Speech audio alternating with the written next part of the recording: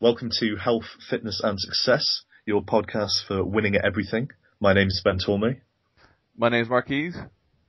Okay, so in the news, we've had pretty major stuff going on. First thing we're going to cover is Elliot Rodger, the misogynist killer. No!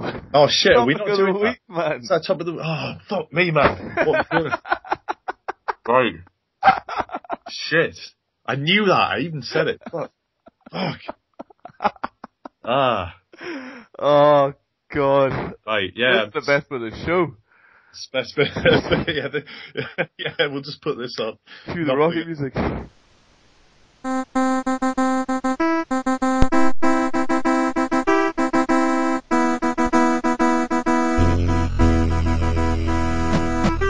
Welcome to Health, Fitness and Success, Episode 4. I'm just so mad.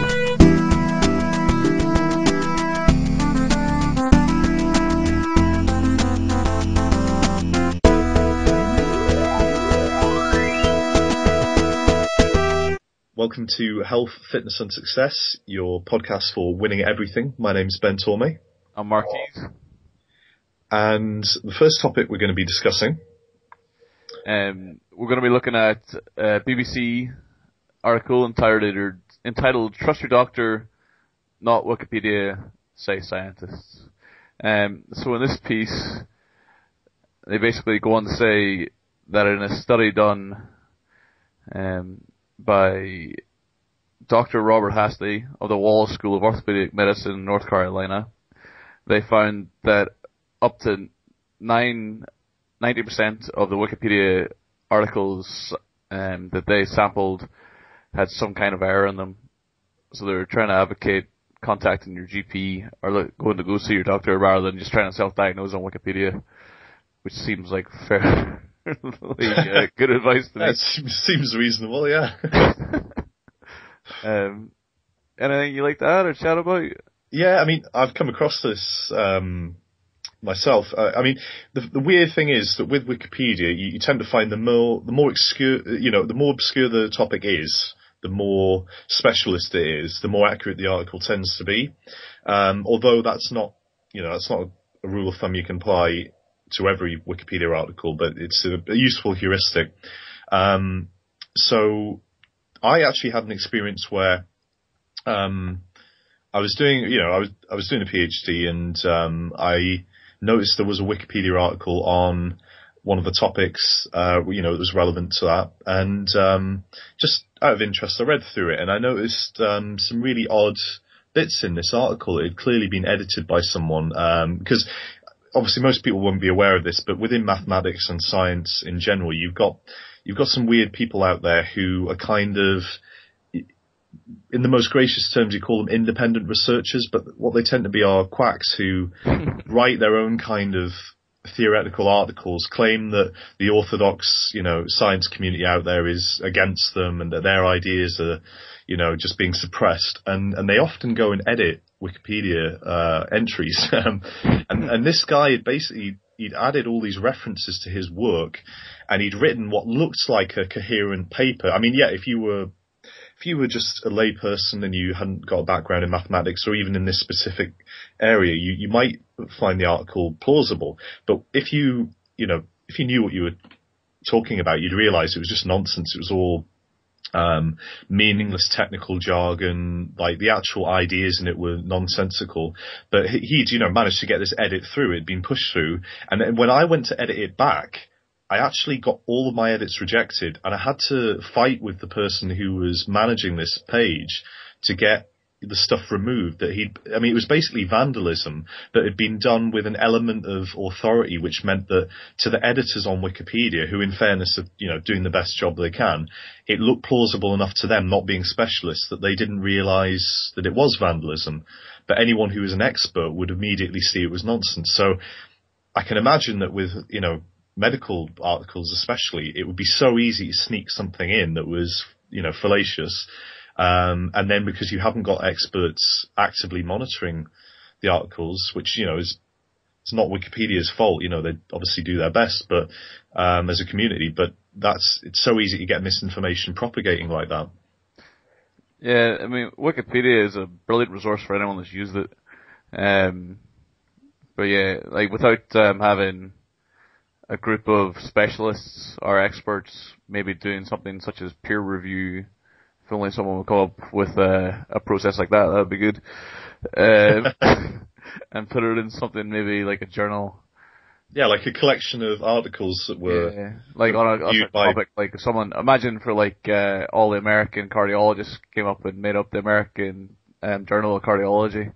yeah. That'd be really useful. And what you could do is instead of publishing it like on Wikipedia, you could maybe submit it like a draft, perhaps, to like a group of people, you know, that might be editors or something. Could maybe be ratified by a group of your peers, possibly.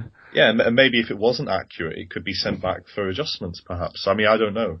So man, that would be a good thing.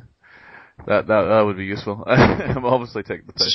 It's a shame we don't have anything like that. Yeah, no. What a world it would be. We just got Wikipedia, which anyone can augment. Yeah, I mean, Wikipedia is obviously a great place to go and get general information. But if you expect it to be the state of the art as regards to science, then you might be setting yourself up for a bit of a fall. Yeah, exactly. And what happens is, you know, if you have like a really obscure topic, a specialist topic in science, like mathematics, for instance, there's no chance that anyone who isn't an expert will have created that article. So you can pretty much rely on it. You know, it might have some inaccuracy or it might be poorly written, but you know it's not been fabricated. But obviously, the more mainstream the article is, the more likelihood that there is error. Not unless I go and start editing all of the mathematics articles on Wikipedia just for the crack. Yeah, yeah. Just because you said that. Yeah, go ahead. Knock yourself out. I've got a spare afternoon. Fuck it, why not? Yeah, well, that's the other problem. The people with, you know, in general, the people with the expertise in areas that are technical, like medicine or science, don't spend all of their day locking down edits on a Wikipedia article, whereas the most dangerous people out there, the ones who have nothing but time on their hands, are the people who can do that. So, you know. If only we had parallels in the fitness and health industry. Oh. Yeah, it's a shame. It's a shame I can't think of any. Like the entire industry. Yeah. Yeah, that was a good addition, Ben. I didn't really have much to say on that. Okay, so we'll move on to the next one, which is a journal article published in the Journal of International Society of Sports Nutrition. It was a experimental crossover study where they had 10 subjects. They engaged in an 8-week program where they either consumed for 4 weeks they would consume a quantity of almonds, or they would consume cookies of the same quantity and isocalorific, so they had the same calorie content. They had the same same calorie content is the main thing. Basically they found that the almond group increased distance by 1.7 kilometers. That's 21.9 versus 22.2 kilometers being the cookie group. The almond group increased their time trial by 1.7 kilometers, and the cookie group increased it by 0.6 kilometers. Almond, but not cookie, led to higher carbohydrate and lower fat oxidation and less oxygen consumption during time trial than baseline, whereas there was no significant difference in heart rate among baseline almond or cookie groups. Almonds maintained higher blood glucose level after time trial than cookies. Almonds have higher vitamin E and hemoglobin and lower serum fatty acid, slightly elevated serum arginine and nitric acid and plasma insulin than baseline, and higher total antioxidant capacity than cookies. So actually reasonably interesting. Conclusions: whole almonds improve cycling distance and the element related to endurance performance more than isocalorific cookies in trained athletes, as some nutrients in almonds may contribute to carbohydrate reservation and utilization and affect oxygen utilization. Yeah. So. Yeah, that's interesting. I mean, there's a number of things I probably want to know there, like what the composition of the these cookies, what was actually in them, carbohydrate, fat, protein, and so on. What the nutritional kind of the value of those cookies was, to kind of come up with a suitable comparison. But yeah, I think the fact that they were having 75 grams of almonds a day makes me wonder to what extent that, altered their diets, because I could imagine that, let's say you're an endurance athlete and you're on quite a high carb diet, and then you started eating, 75 grams of whole almonds in addition to that. I could understand why that might lead to more carbohydrate oxidation and lower fat oxidation, perhaps because you altered the, macronutrient ratios of the diet, and so I could see how that might have an effect. Not quite sure how, what the comparison with cookies would be exactly, but yeah, I mean, if you actually just look at the data, they came up with a p-value of 0.053, so just shy of being significant. You need to be plucking hairs for that one. But you actually look at the difference, a 1.9 improvement versus a 1 or a 0.6 improvement, so a 1.2. All right, no, 1.1 improvement with 10 or was it 10? Yeah, it was 10 cyclists. Yeah. In one group. That's not really meaningful, I don't think. I mean, the other problem is you're not controlling the rest of the diet, surely. So, what effect would consuming an additional 75 grams of whole almonds have on the rest of the diet? I don't know. What about the cookies? I mean, what else is going on here that hasn't been controlled for? That's sort of my question mark over that one. Also, they didn't control the training. Right. Yeah. Which pretty much just means this study's a waste of time. Yeah, it is, yeah. Oh, that was good. They underwent 3 performance tests, including 125 minute steady state status exercise and 20-minute time trial on an indoor stationary trainer at the start of the study and at the end of each intervention phase. So the intervention was the nutritional intervention. Right. Yep. Okay, that's pretty terrible, yeah. It doesn't mention that they're on a heterogeneous program. Everyone's doing the same thing, which would obviate for that.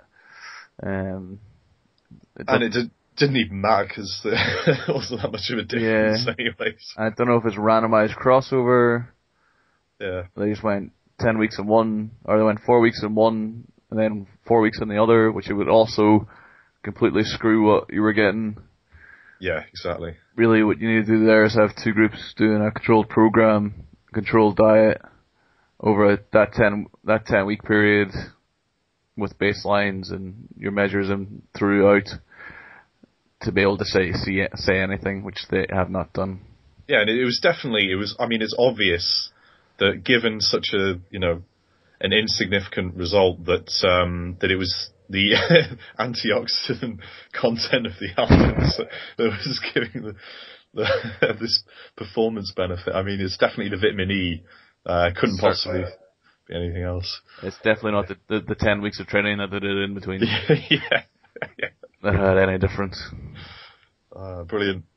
Alright, so I still think it's a worthwhile exercise to go through these studies just to show how shit sports science is. Well, a lot of sports science. There's some really good sports science out there. Yeah, there's some brilliant studies out there, of course, but this is not one of them. Okay, moving on. Diarrhea. Do you want to read this one? The one about diet beverages? Yeah. Yeah, well, this is quite a big one, isn't it? Because a lot of people in fitness have been talking about this. It's basically a clinical trial. This was done at the CU Anschutz Health and Wellness Center, which was at the University of Colorado, and they published this in the Journal of Obesity. The Journal of the Obesity Society, rather.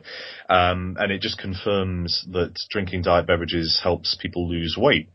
So, this was a 12-week clinical study. It had 303 participants, so it was actually quite a meaningful sample size. It wasn't just, 20 people It was a randomized clinical trial to compare water and diet beverages on weight loss, and it was within a behavioural weight loss program, so it wasn't just left down to the individuals.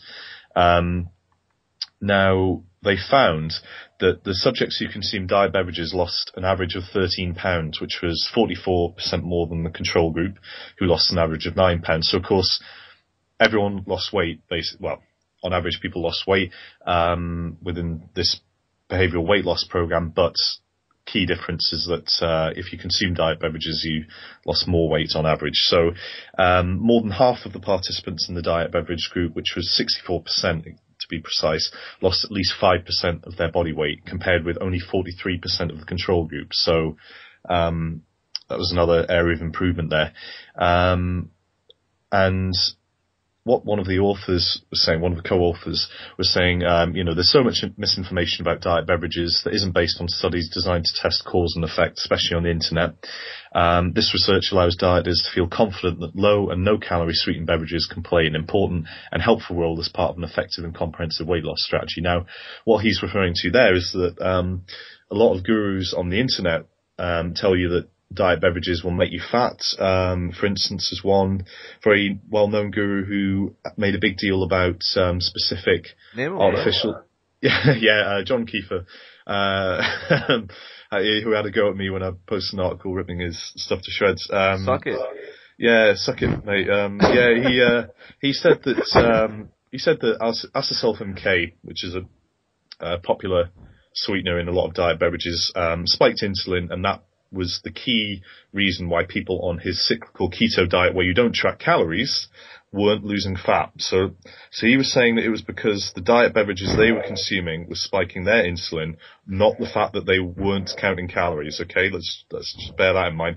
So what I did was I wrote an article where I pointed out that all of the research on humans doesn't really support that, and I calculated an approximate dose you would require, based off the rat studies that he was referencing, to actually get this effect. And it works out as something like 10 litres of Diet Coke, to actually elicit the same effect, assuming that orally consuming Diet Coke would have the same effect as actually infusing into your bloodstream, acesulfam MK. So anyway, obviously nonsense, but yeah, this is a huge thing, because you'll see a lot of gurus, a lot of fitness gurus out there telling you can't have diet beverages because they'll make you sick, they'll make you fat. And this is just basically sticking two fingers up at them. Yeah, I just want to give a shout out to my main man, John C. Peters, PhD, who gave that quote. I think it's a really good quote. There is so much information about diet beverages that isn't based on studies designed to test cause and effect. That right there, that is it, man. Test cause That's and effect. That's it. Studies like we looked at with that almond study, although shit had the right idea. Yeah. They had two experimental groups to try to badly control extenuating factors and try to come out with some kind of cause and effect. Looking at rats, looking at mice, looking at cells is not cause and effect. Exactly. It's part of the induction process. Yeah, when you take isolated rat pancreas cells, right, and you reference a study on that to talk about effects in humans, when we know full well that although you can look at animal studies in some cases, like maybe pigs for metabolic stuff, because they're quite close to humans and a lot of their response, but when you look at rats, who we know have a different, for instance, cephalic phase insulin release is different in animals than in humans. We know that. So you can't look at rat studies exclusively to determine, how dietary interventions in humans should work, especially when, you're telling people not to track calories, but you're telling them that the insulin that spike that they are definitely not getting from a diet soda is the thing that's derailing their progress. I mean, it might be the stick of butter. It might be the stick of butter you're putting in your mouth every morning. With your morning fat fuck coffee. Yeah, we're going to name that fat fuck coffee. For all you fat motherfuckers who want to put butter in your coffee, it is now called fat fuck coffee. Nothing bulletproof about it. Yes. Well, you know what? I'm gonna have cream in mine, because cream tastes a lot better than fucking butter. Yeah, cream is fine. I mean, coconut oil to an extent I can kind of understand. A teaspoon of that, it tastes quite nice. Personally, I wouldn't bother because I like to drink my coffee the way God intended, which is black. Black, no yeah. sugar, No sugar, cold water instead of milk. Yeah, That's how it's done. Well, that's how I do it exactly. anyway. So I can drink it I mean, faster to get that caffeine. and I'm not saying anyone that doesn't do that, should feel bad, but it is, morally wrong to do that, and maybe you should feel a little bit bad. Maybe next time you get a steak, maybe you should cover it in fucking ketchup. Yeah. Or just put some ball cunt on the internet told you to do it. Or just put the steak in a blender. Put the steak in a blender with ketchup. Hell no. And then chug that. Bulletproof. I will come through the internet and kill you. Yeah, bulletproof steak. Bulletproof steak. But why stop there? Why not take your coffee and just get some pork scratchings and blend? What about you take your coffee, steak, blender, butter, blend. And some pork scratchings as well, because pigs and shit. Yeah, and then chug that. Yeah. What I was going to say on a more rational note was that what you can do is you can use pig studies, rat studies, cell studies as part of the inductive process, as part of your precursor to build your theory. So if I see this effect in rats, okay, I'll try it on pigs, okay, maybe I'll try it on humans. And before I try it on humans, or on humans that are specific to the population I want to try it on, and try do a cause and effect study, maybe after I've done that, maybe I'll try and make some inferences. Sounds like a lot of work, Mark. I'll be honest with you. Sounds like an awful lot of work. If only some kind of maybe like drugs companies or something came up with a similar sort of process. I mean that would be pretty useful, wouldn't it? Yeah. Well, spent tens and hundreds of millions of dollars doing it as well. Until that happens, I'm just gonna stick to Wikipedia. Thank you. No, Wikipedia, rat studies. Yeah, that was obviously in jest, some of it. Okay. The next one comes from my personal favorite website, www.tnation.com. That was sarcasm for anyone who couldn't hear it through the internet. It's called Cardio Kills: How Running and Endurance Training Can Shorten Your Life by Mac Sheridan. I'm going to save you the pain of reading out the article. Basically, his play-by-play is, there are benefits to regular exercise, but as far as heart health and longevity go, marathoners may be no better off than the guy on the couch. Research has suggested that free radical damage from long and frequent cardio workouts is especially detrimental to cardiac and skeletal muscle. The long-term effects of chronically elevated cortisol, such as you see in endurance athletes, have nearly as detrimental an effect as oxidative stress with respect to disease, showing associations with metabolic syndrome, diabetes, heart disease, depression, and in fact all causes mortality. Many mistakenly blame food for putting our bodies into an acidic state. You conventionally forgot that their 2-hour run the same morning resulted in an acidic environment with a higher likelihood of causing damage. If you love running or endurance training, you might want to find a new hobby. Fuck you. Right. There's so much wrong with that. So it's all over the map. It's so fucked up. Right. I'm just going to start off by looking at his little play-by-play here. There are many benefits to regular exercise, but as far as heart health and longevity go, marathoners may no better off the guy on the couch. To augment that little argument, he's taken out 3 marathon runners or endurance trainers who have died in the last 30 years, by looks of things. Jason Moronde, Mike Jenkins, and the other strongman, John Paul Sigmason. There's 3 strongmen who died in the last 20 years. That's not even looking at like wrestling athletes. Looking at powerlifters who may have died, bodybuilders for sure. Oh, hang on. You mean bodybuilders can die at an early age? Because I've never heard about that happening before. I know. I know, it's completely, like, Mike himself's a bodybuilder. Okay, right. So that's why I made that distinction. I mean, if you want to name one strength sport, we can do this all day long. All day, son. Strength sports, steroid abuse put you at a far greater elevated risk of early death than pretty much anything abuse exercise related. Being a big fucker who takes steroids is not good for your heart. If we want to go down the route of looking at scientific studies, we can do that, but I don't feel the need to because it's pretty well established. Research has suggested that free radical damage from long and frequent cardio workouts is especially detrimental to cardiac and skeletal muscle. Now, that's funny because the primary adaptation mechanism of resistance exercise is skeletal muscle damage. Yeah, and hang on a second.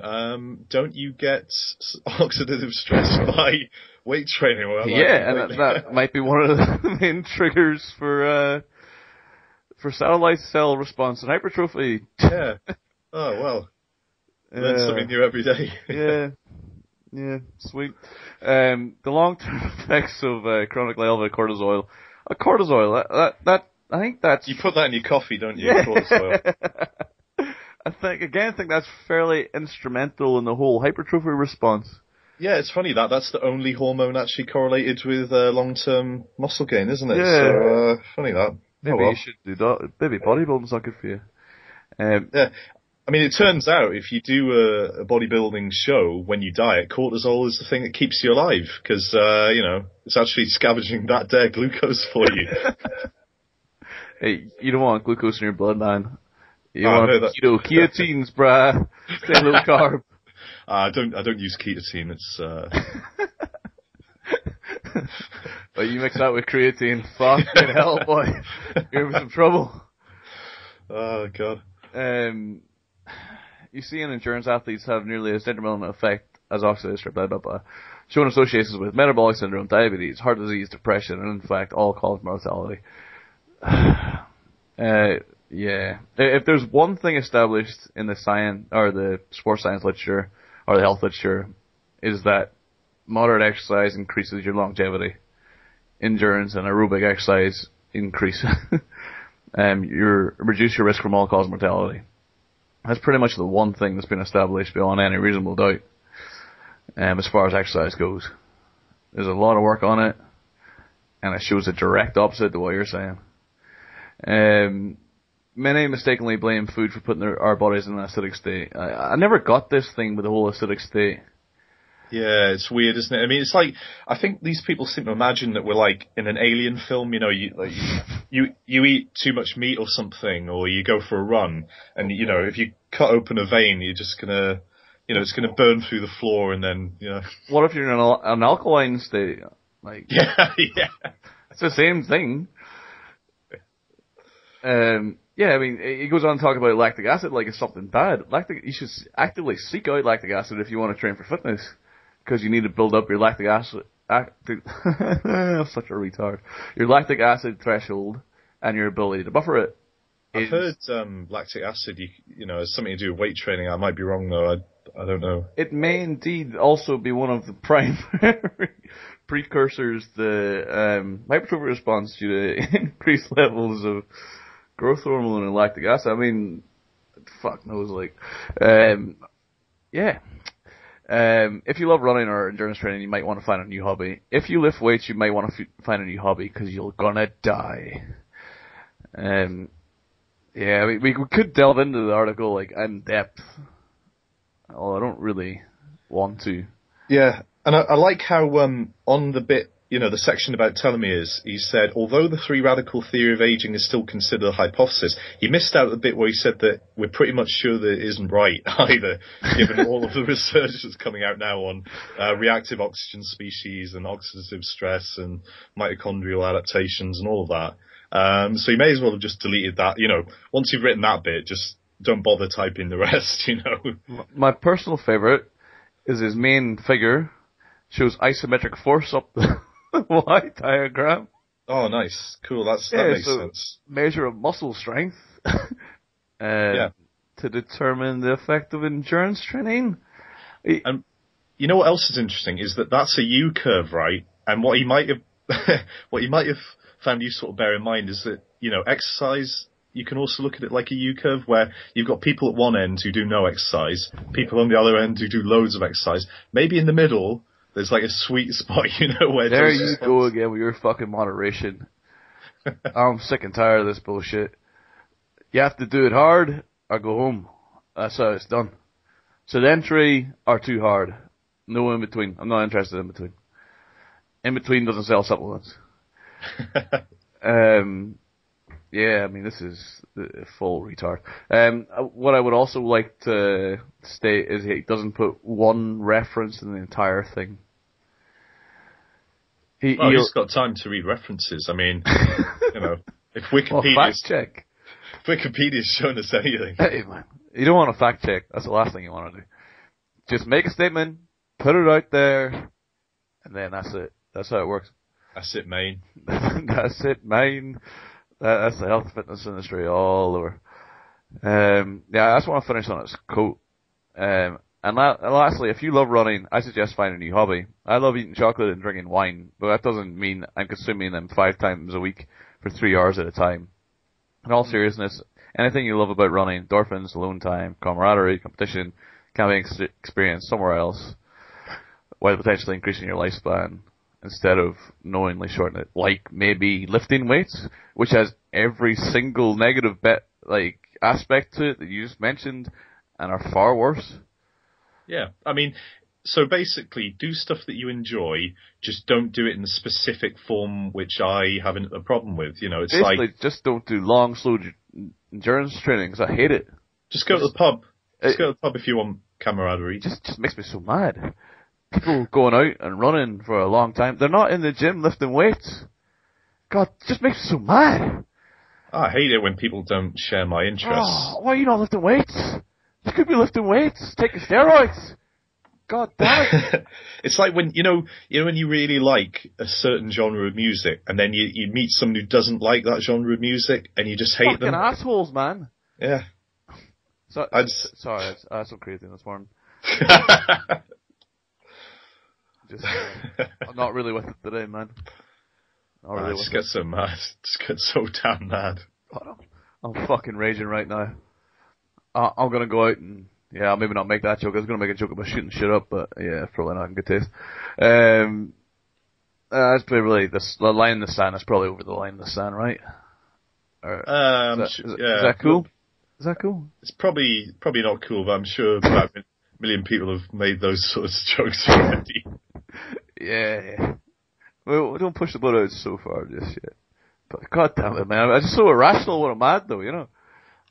I just don't really think about what I'm saying. Much like Mike. He must have took all of the creatine that biotech he was high on creatine when he wrote that article. High as a kite. He was fucking high on something, that's for sure. Okay. Right. E-cigarettes. Yeah. Let's do it. So basically, we have 50 experts, or more than 50 experts, according to the Daily Mail. I'm surprised they can actually count that high, but they've signed a letter sent to the World Health Organization because the WHO see e-cigarettes as a threat to health. And the reason that these experts have signed this letter is they fear that what will happen is that people will carry on smoking regular cigarettes, and it will have huge health implications.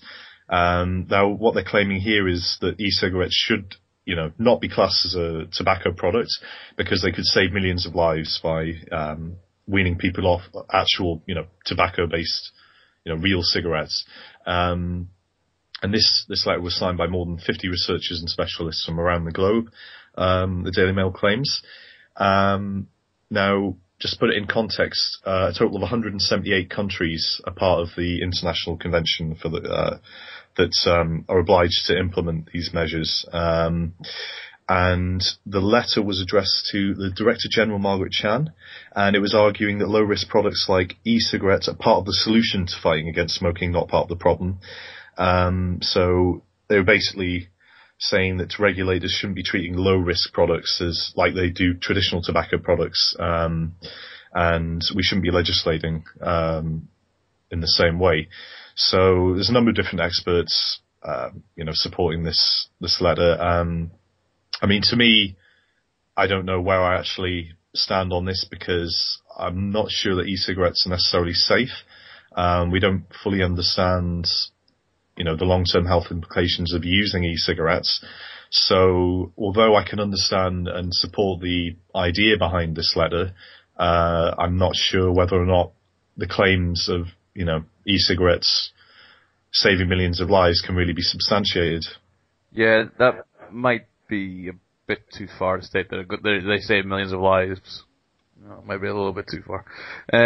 One thing that does piss me off by these articles is why don't they just mention the number? Why does it have to be more than 50? 51, yeah. 3 million, 2 billion. I mean, all of those numbers are over 50. But, if you're a Daily Mail reader, you don't have time to sit down and... Hey, nobody got time for that, man. If you're a Daily Mail reader, I'm surprised you can read, if we're being honest about it. I mean, if this article doesn't have anything to do with immigration or house prices, I mean, your average Daily Mail reader isn't going to be interested anyway, so... Or imagine some immigrants in an expensive house paid for by the government. More than 50 immigrants have signed the letter. Sent to the World Health Organization. They want to ban your e-cigarettes. Immigrants coming over here taking our cigarettes. Taking our e-cigarettes. Fucking assholes. I mean, I fully support what they're saying though. Rather than targeting something that could potentially be an aid to someone who wants to give up what we know is a terrible idea, i.e. smoking, to help them give it up as an aid. It gives them nicotine and not tobacco. If it has some health risks, then so be it. Crossing the road has health risks. Well, exactly. Comparatively, I mean, this is a huge step, isn't it? But yeah, I think the problem with this really is that, we're getting into the territory of stuff like drug policy, and given that in most countries where this will be implemented effectively, if it does go through, they have a pretty messed up drug policy where, drugs like tobacco are, pretty much, you can just purchase them without very much restriction. Meanwhile, safer drugs, which we know don't have any of the social or, individual harm associated with tobacco, are heavily regulated, and I think this is just part of the wider issue of nonsensical drug policy around the world. Here. The two biggest killers in the USA as regards drugs are alcohol and tobacco, and by orders of magnitude, not by a few percentiles. I think I can't remember the metrics off my head, but I think it was like 2010. They did an all-cause mortality for drugs, tobacco and alcohol made up 98% of all deaths. Opiates made up 1.2%, and then every single controlled substance made up the further 0.8%. Yeah, shout out to our boys, alcohol and tobacco, doing a great job out there. They're dominating the market, bruh. Yeah. All you other drugs, you're just hating. You're hating. 99% market share, what up? Yeah, I mean, it's pretty sad, but then, it's not going to change, is it? But if we could have maybe made some small steps with e-cigarettes, but then again, you could be really cynical and say here, well, does the tobacco industry benefit from this at all? Huge industry there, making loads of money. Maybe benefiting from keeping this off the market. Yeah. Maybe they had some lobby groups, perhaps. Maybe some interest going on there. I don't know. Wouldn't be the first time that Logic bowed the money, and I'm sure it won't be the last time. Alright, sweet. Alright, that concludes the news section. It took a bit longer than I thought it was gonna. We got coming up now is our topic of the week. Ben, you've been probably read the most of this. Do you want to shoot off? Yeah, so I was reading about 3-parent babies. Oh, no, man. Oh, the other one. Yeah. The one you started off with. Oh, yeah, sorry, Elliot Rodger, yeah. Oh, I thought I'd start with something more positive maybe, but yeah. Let's get real negative before we get okay, so Elliot Rodger, TLDR, misogynist killer, who shot some people, recently, and if you've been following the news at all, you'll be more than fully aware of all of the implications of that, and a lot of the fallout from this is kind of what I would like to talk about, because I don't want to glorify Elliot Rodger by talking about his motivation or, talking about what a troubled guy he was, because I don't think it's right to give mass killers the kind of coverage that they do get in the media. Ben, Boys Stone said it best when they said, "You say it best when you say nothing at all." Yeah, exactly. But just to give you some, enough information if you haven't been following this, the guy was 22 years old. He had a history of putting out YouTube videos and comments on bodybuilding.com, which were misogynistic, and it showed a real kind of deep-seated hatred for women.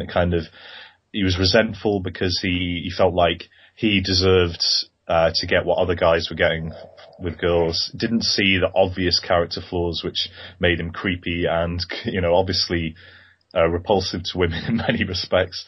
And then when he finally, went on this rampage has been described, which isn't the most helpful term for the media to use, what happened was people started looking for reasons for why he did that, and so we've been told that it was his Xanax addiction, so it was drugs that made him do it.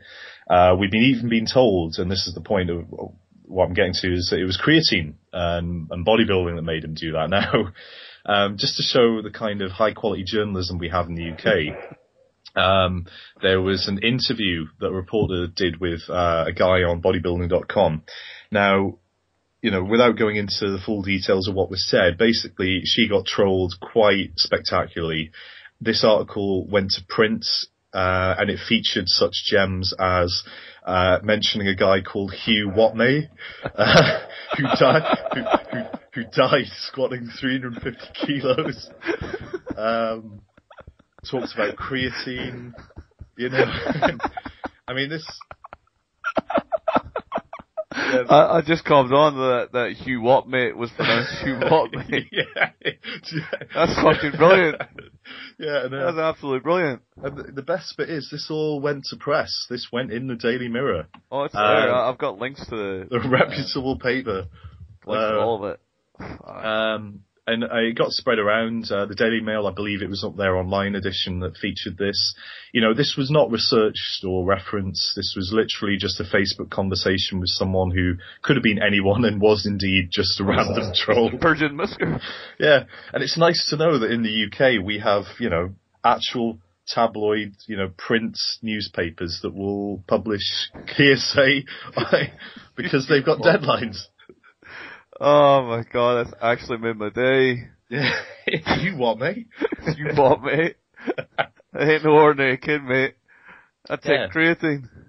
And this is influencing the opinion of, people in the UK who read the Daily Mirror. Obviously these aren't our friends, they're not your friends we're talking about, but there's people out there who might be reading that.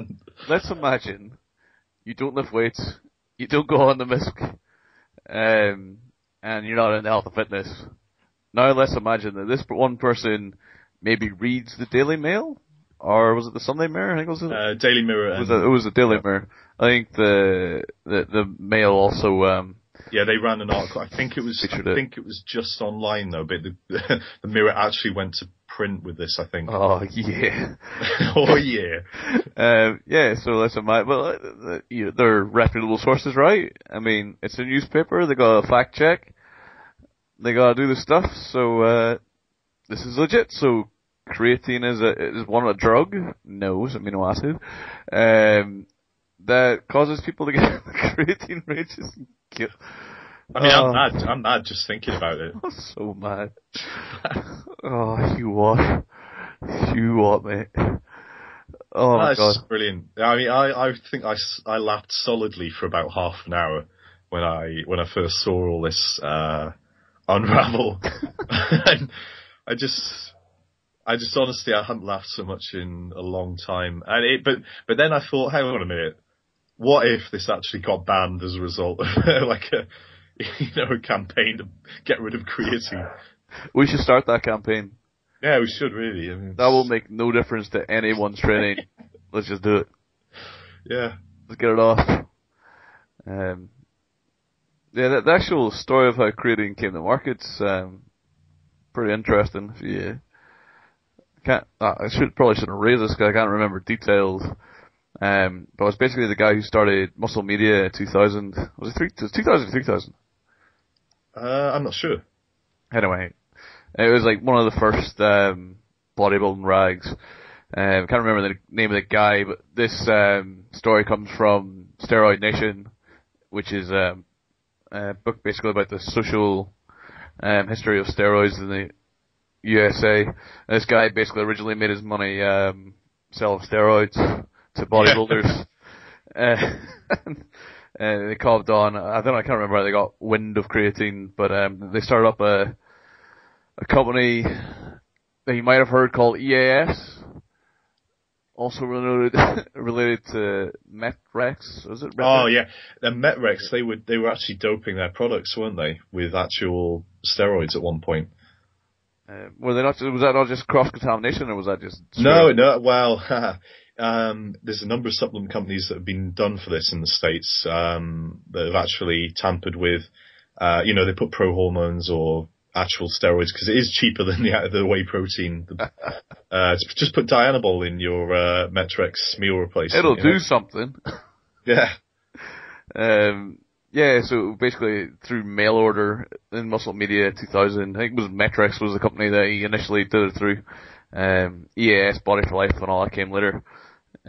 He basically became a millionaire from selling creatine and other supplements. And creatine was the one that started it all. Thanks, creatine. Yeah, we salute you, creatine. Yeah. Right after I kill these people right quick. Oh man. It's just it's so outlandish and it's so ridiculous that you have to laugh at it. Otherwise, it would be deeply depressing. This has got to be post of the year, 2014, right here. I honestly think this is some of the best trolling I've seen in my life. I mean, you didn't have to try very hard. I mean, he just created a mess story and she went for it. Maybe just send copy pastas to Daily Mail and Mirror reporters and see what we can get in the papers. Just makes you wonder. I mean, can I believe anything anymore? How do I know what's going out, out there in the world, given that we've literally got reporters talking to people on Facebook who are actively trolling them, Deliberately feeding them the wrong information. Deliberately. Yeah. But not even in a subtle way either. This was not even subtle. This is like ridiculous. It is well worth a read. I'll put the URL to the thread in the show notes so you can have a look. So just epic. I buy you, Dwell Pin Racer. Just fucking epic trolling, bro. Epic trolling. But yeah, like, this goes to show, like, quite a lot of the things in the media regarding almost everything. Yeah. Are probably bullshit. Well, think about it for a minute as well. Like, we just learned that, Wikipedia, 9 out of 10 medical articles on there are bullshit. Well, to be fair, I read the rest of the article was 10 doctors who looked at 10 articles on the 10 most common. Oh, okay. Are the 10 most costly, medical thingies, the US economy. Medical diseases are, I'm going into full meltdown here. But still. Even if it's slightly biased sample, it does certainly give you cause for concern. But I was just going to say that given that you've got reporters with deadlines here who are just looking for a story, makes you wonder how many of them are relying on this sort of recycled, second-hand information, not really looking at primary sources. I'd be willing to bet that the vast majority of the sort of the rag media, as it's called, or the like the Sun or whatever the fuck it's called, most of that sort of stuff's just based off this, just a message from someone. I mean, like the celebrity gossip's the worst one for it. Yeah.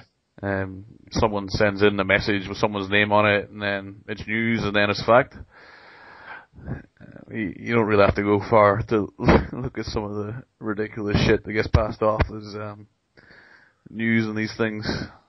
Yeah, well, and then you look at the other worrying side of this is a lot of people also actively spread misinformation themselves on social media. I've been seeing a lot of people posting this article that claims to be from Johns Hopkins, talking about cancer, and it's basically it's just complete nonsense.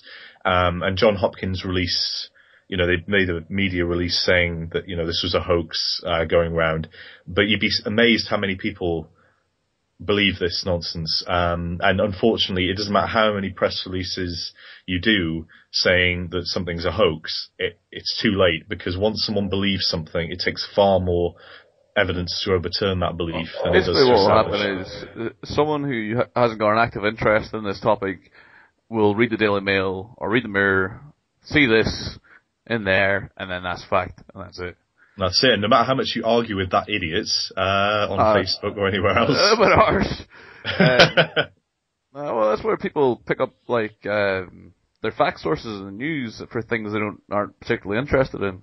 Yeah. Oh no, exactly. I mean, that's being a bit uncharitable. It's just a little bit. It's difficult. Yeah.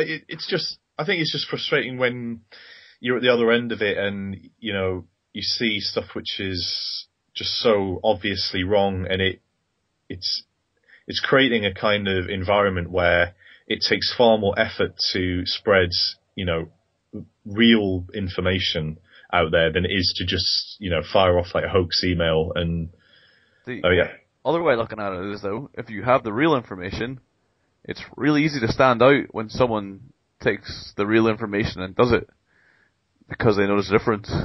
Yeah, I suppose there is that, yeah. Therefore, maybe it's a better environment for the likes of you and I to exist in, rather than... Yeah, I guess it depends how palatable the information is, I suppose. I mean, if we're just telling people, go and do a moderate amount of exercise and, moderate your diet, no one's really gonna... No one's gonna listen to you.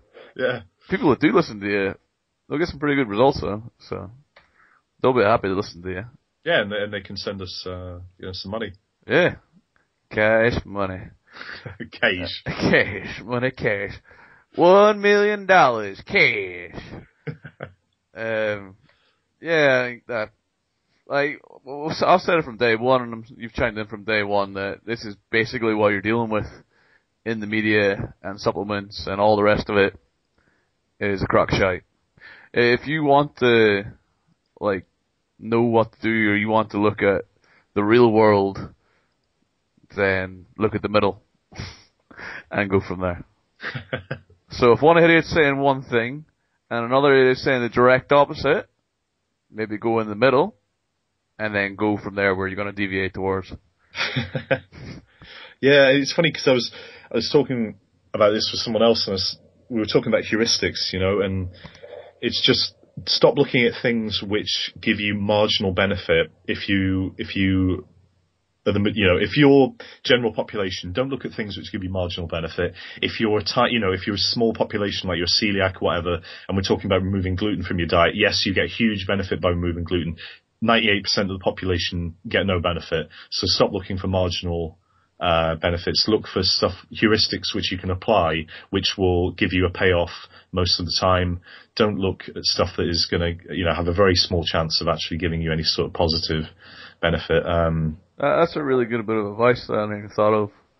But then since you mentioned it, that made me think of something else.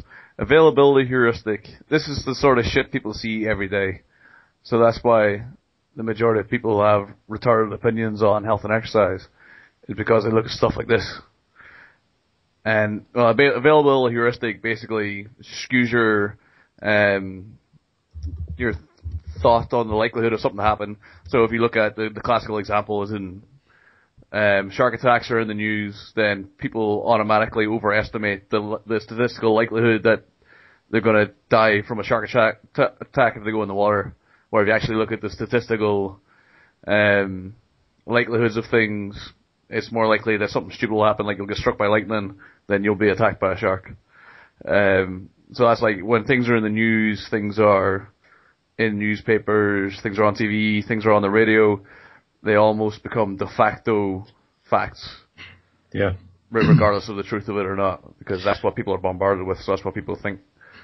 And it also turns out that when you glorify people who go on killing sprees, and when you put their face all over the media, talk about all of their problems and really make a big deal about, their manifesto, turns out that just breeds more killers. But don't you stop. You stay classy, media. Yeah.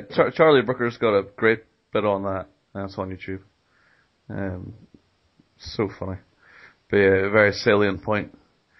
Maybe don't idolize the people who kill people so they can be idolized. Maybe just don't even mention it. And just bury them in an unmarked grave, shit on the grave, and then walk away. Just bury them in creatine. It's what they would have wanted. That's how they would have wanted to go. Well, they're going to go rise from the dead. Creatine zombies. I mean, what I want to happen is when I die, I want to be sealed inside a giant pouch from My Protein containing nothing but the finest creatine. Hurricane Evo. That's what you want to be. Hurricane Evo, yeah. You will be making mad gains in the afterlife. All kinds of gains. So many gains. So what you're trying to tell me is that some marketed powder isn't going to make the difference that I've always wanted in my training? Is that what you're trying to say? I'm not trying to tell you anything. You're trying to crush my hopes and dreams here. You can do whatever the fuck you want to do. You're doing a pretty good fucking job. Yeah, cool. I think that pretty much covers that. In a fairly rational manner. Right, so we're going to go on to a bit that we did in the first episode and then missed out the last two episodes, which is basically our topic of the week or topic of the podcast. Ben's going to fire off first. Yeah. Actually, I think you should do it. I haven't really got. I can't find the link now. Yeah. This is awkward. Was it? Oh, sorry. Yeah, I think I've got it. Right. So, well, do you want to go? Yes, we were talking about the 3-parent embryos, basically. The 3-way eggs. 3-way eggs, yeah. Now, just to point out here, I am going to bring up the Wikipedia page here. I'm just going to edit this right quick. No, I'm just kidding. But in the UK, there's sort of been a tentative kind of okay for 3-parent babies. Now, what happened was so I'm referencing New Scientist here. I'm not looking at Wikipedia. Just put your mind at ease. So the UK Human Fertilisation and Embryology Authority said that it wasn't. They said not unsafe. Those are the words they chose to describe this new technique for creating babies. So this isn't, this isn't saying this is going to happen in the UK. It's not approval. It's basically a tentative kind of, this might work out in future if we do enough testing and research. But, who knows where it'll go. But the idea of 3-parent babies, just in case you've never heard of this before, is to kind of eliminate faulty mitochondrial DNA. So you've got the DNA in the mitochondria of the cell, and you've also got the genomic DNA in the nucleus of the cell. Now, if you've got faulty mitochondrial DNA, it turns out you might pass on disease. Or, it might result in conditions which we want to try and eliminate for whatever reason.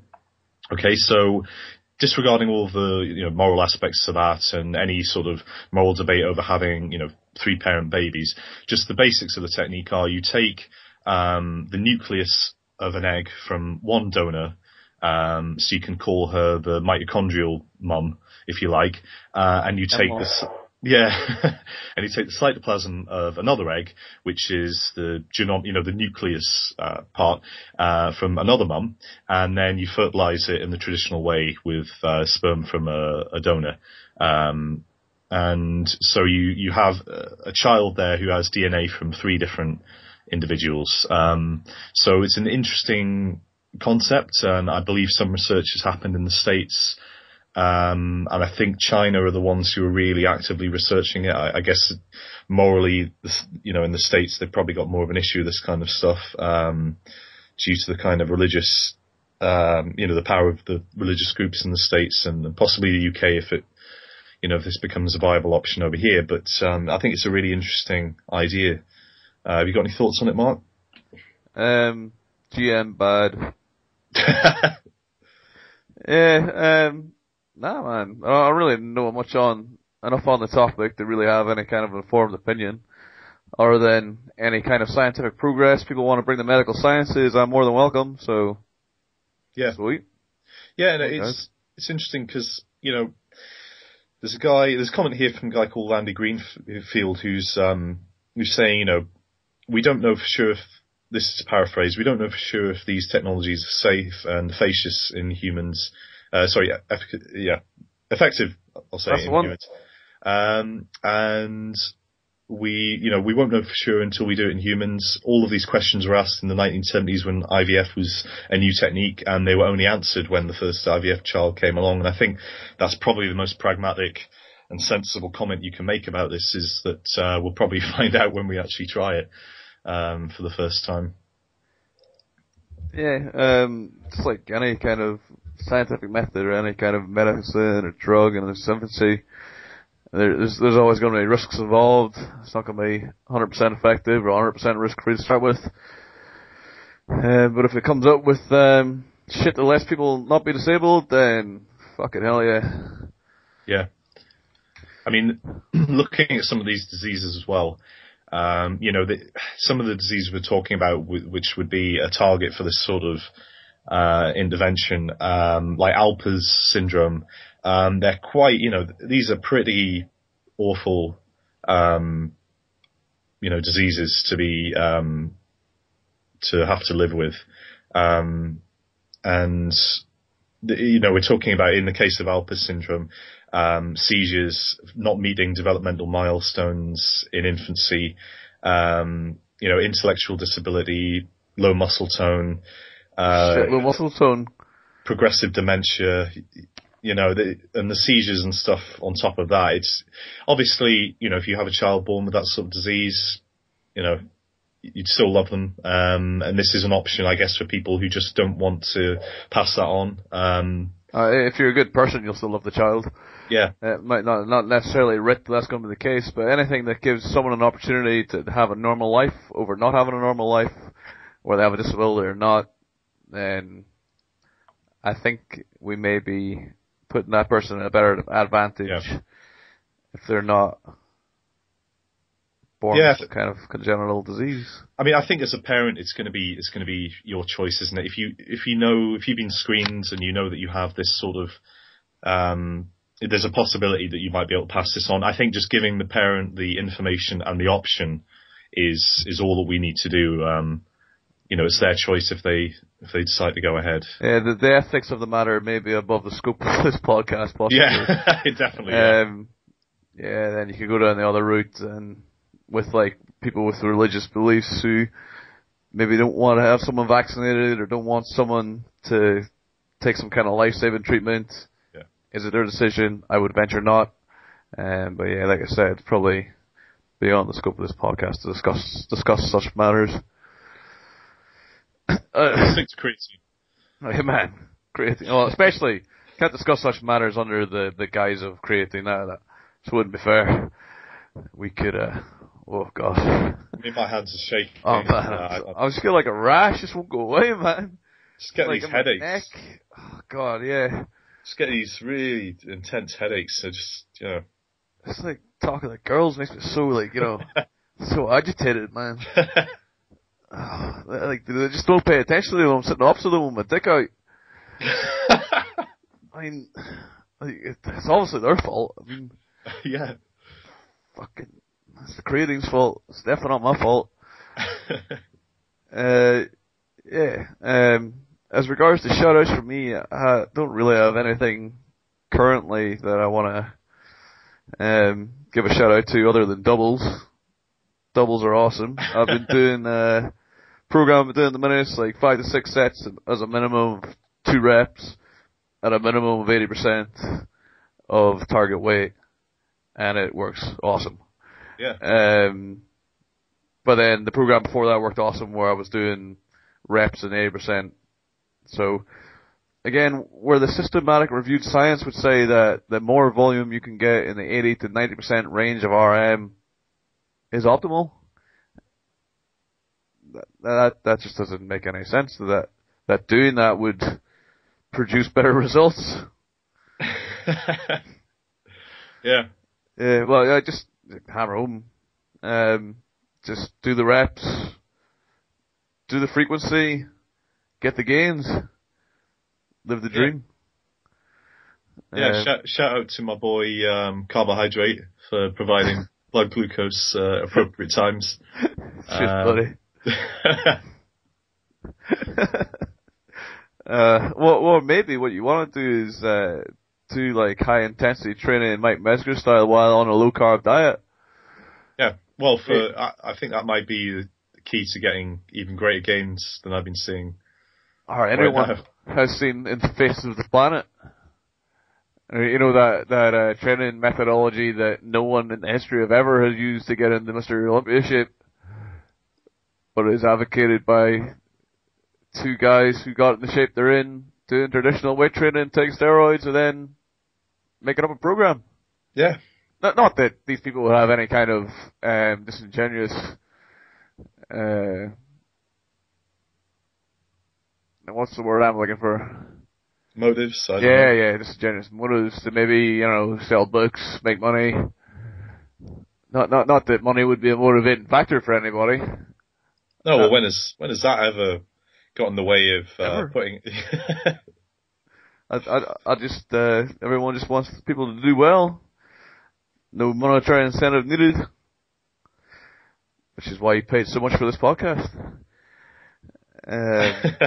But if you wanna support this podcast, you will of course send a donation to me and Mark. I mean, me mainly, of course. Maybe a little bit to Mark. 70% me, 30% Ben. Or 100% pay for the coffee. Just pay for the coffee, To pay for my Waitrose own brand coffee. It's not really up to the job. Millicano's the future if you're in the UK. That fine grind. Fuck. I feel like coffee in general. I mean, these AeroPress filters I bought won't last forever. I'll need to replace them at some point, so. You live in the coffee high life. Espresso. One day I will have enough disposable income to stock an espresso machine. That's my dream. Or to own a Starbucks in my own flat. I'm gonna need to start selling some fucking programs. Yeah, so on that note, if you're looking for any sort of custom programs, hit us up with an email. Yeah. What's your email, Ben, for anyone who wants some custom programs? bentormey@gmail.com, or you can go to www.benjamintormey.com. If you want someone to show you how to get strong, fit, powerful, sexy, shoot me an email at speedpowerperformance@gmail.com. Website's castirstrength.com, where we also keep our new podcast website, which I've been working on today, which I'll link in the show notes. We should hopefully be available on iTunes as I speak, and via RSS feeds. So if you use Android phones, like Podcaster, Podcatcher, Dogcatcher, you should be able to find us on there now. Dreamcatcher. Dreamcatcher, is that a podcast? It could be a podcast. I don't know. Yeah, or on your Dreamcaster if you're a Native American. On your Dreamcast. Yeah, on your Dreamcast. Download it on the CD-ROM, compress it in the MP3 form, and listen to that shit through your TV. Listen to that on your CD Walkman. What a world, man. What a world. Just to close out, gonna look over some user comments. which I appear to have lost. Quickly. This is just on episode 3 YouTube page. David Oliver, good stuff as previous. Please continue. Thank you very much, David. Please continue to comment.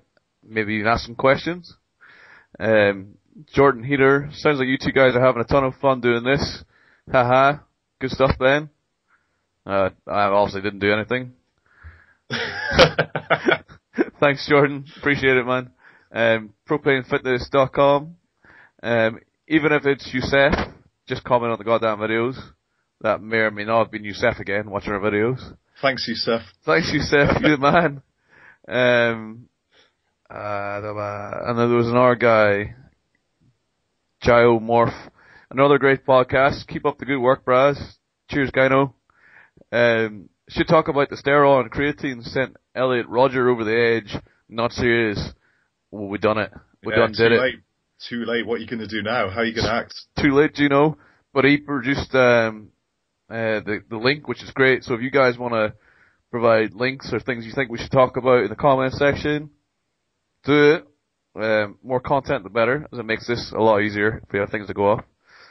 Or, just sit there in silence, listening to podcasts, and then don't interact at all. Well, you can do that. As soon as there's like 1 million people doing this, then the 1% that interact will be a lot of people. But while there's 100 of you, yeah, it'll make our job a lot easier if you interacted and asked questions, or even just want to get on the hate mail train, which I'm up for. Yeah. It's like my one goal in my internet life, to be important enough to get hate mail. Hasn't happened yet. That's when you know you've made it. When you get hate mail. All of the communications I get are nice. So I'm obviously not doing it right. I need some haters. Ben, do you want to be my hater? Yeah, I mean, give me a bit more creatine and that could easily happen, yeah. I didn't want you to kill me, man. I just want you to to hate on me. Send you a horrible message. Yeah, sure, I can do that. Sure, I can do that, man. Yeah. Like, we could read them in a funny voice. It could be like we could even have a podcast separate where I got so much hate mail we read it in a funny voice and made a joke out of it. You know that my favourite comedian, Stuart Lee, actually in his shows he often just includes a section where he reads out. Is that the guy from Adam and Joe? No, not the guy. No, it's from. He did some stuff with Richard Herring in the 90s. You might have seen that, but yeah, he reads out a lot of his not hate mail as such, but like really negative comments and reviews online, and just reads out the most horrible comments you can find. There's one bit from a guy, I'll send it to you after the show, is absolutely hilarious. Maybe put it in the show notes as well. It's one of the guys from Adam and Joe show, like, goes on, sings it out. Such a good show. This is awesome. Right, so that's enough, withering for 1 week, possibly even a fortnight. I've been Mark. And I've been Ben. Until next time, please, for the love of all things holy, stay off creatine.